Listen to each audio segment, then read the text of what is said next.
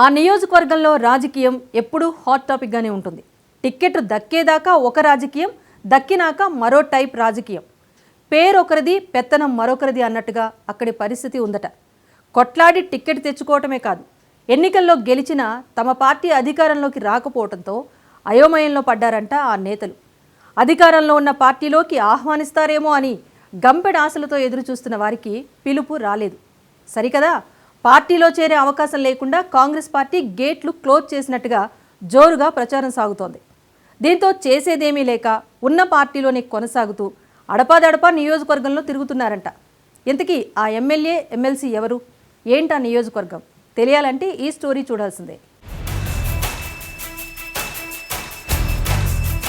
దశాబ్ద కాలం పాటు అధికారంలో ఉన్న బీఆర్ఎస్ పార్టీకి ఉమ్మడి పాలమూరు జిల్లాలో గత ఎన్నికల్లో ఊహించని షాక్ తగిలింది. జిల్లాలోని మొత్తం 14 నియోజకవర్గాల్లో కేవలం 2 సీట్లకే పరిమితం కావడంతో బీఆర్ఎస్ శ్రేణులకు కోలుకోలేని దెబ్బ తగిలింది. కేవలం గద్వాల, ఆలంపూర్ నియోజకవర్గాల్లో మాత్రమే బీఆర్ఎస్ గులాబీ జెండా ఎగిరింది. గద్వాల నుంచి బండ్ల కృష్ణమోహన్ రెడ్డి, ఆలంపూర్ నుంచి విజయుడు విజయం సాధించారు. ఆలంపూర్ ఎస్సీ నియోజకవర్గం నుంచి బీఆర్ఎస్ పార్టీ ఎమ్మెల్యేగా విజయుడు కొనసాగుతున్నారు. విజయ్తో పాటు ఎమ్మెల్సీ చల్లా వెంకట్రామరెడ్డి ఇద్దరూ కూడా కాంగ్రెస్ పార్టీలో చేరతారన్న ఊహాగానాలు అప్పట్లో జోరుగా వినిపించాయి. ఎన్నికల్లో పోటీ చేసి ఓడిపోయిన ఏఐసీసీ కార్యదర్శి సంపత్ కుమార్ తమ పార్టీ అధికారంలోకి రావడంతో జోరుగా చక్రం తిప్పుతున్నారు.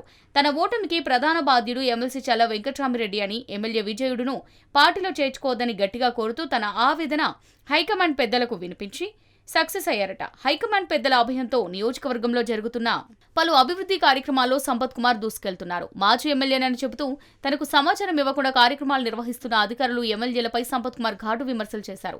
దీంతో కాంగ్రెస్ కండువా కప్పుకునేందుకు ఎమ్మెల్యే విజయుడు, ఎమ్మెల్సీ చల్లా వెంకట్రామరెడ్డి ప్రయత్నాలు చేసినా ఇంతవరకు సానుకూల స్పందన రాలేదు.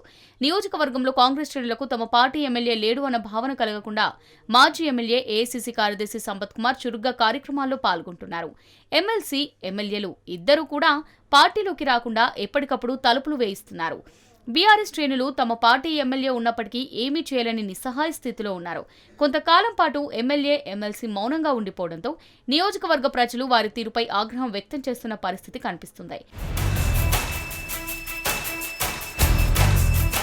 ఒకవైపు రాష్ట్ర వ్యాప్తంగా కాంగ్రెస్ పార్టీలోకి బీఆర్ఎస్ ఎమ్మెల్యేల చేరికలు జరుగుతుంటే ఆలంపూర్ ఎమ్మెల్యే విజయుడు, ఎమ్మెల్సీ చల్లా వెంకట్రామరెడ్డిలకు మాత్రం కాంగ్రెస్ పార్టీ గేట్లు ఎందుకు తెరుచుకోవడం లేదన్నది అర్థం కాని పరిస్థితి.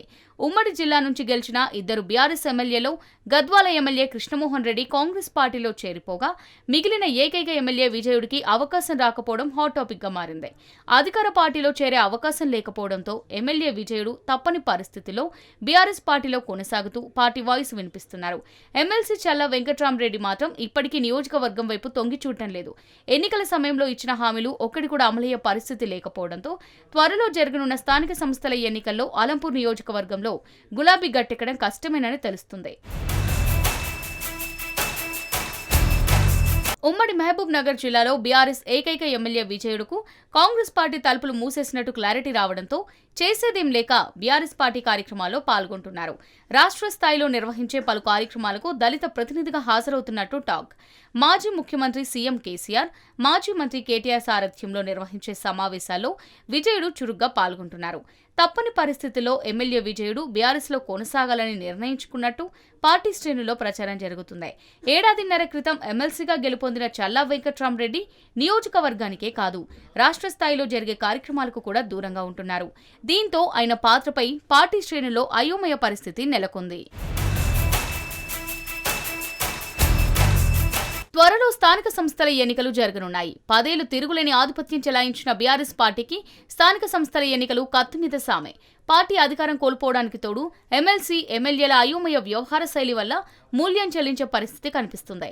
ఎమ్మెల్యే, ఎమ్మెల్సీలిద్దరూ తిరిగి యాక్టివ్ అవుతారా, బీఆర్ఎస్లోనే కంటిన్యూ అవుతారా, ప్రజలకిచ్చిన హామీలు నెరవేర్చడానికి ఏం చేయబోతున్నారు?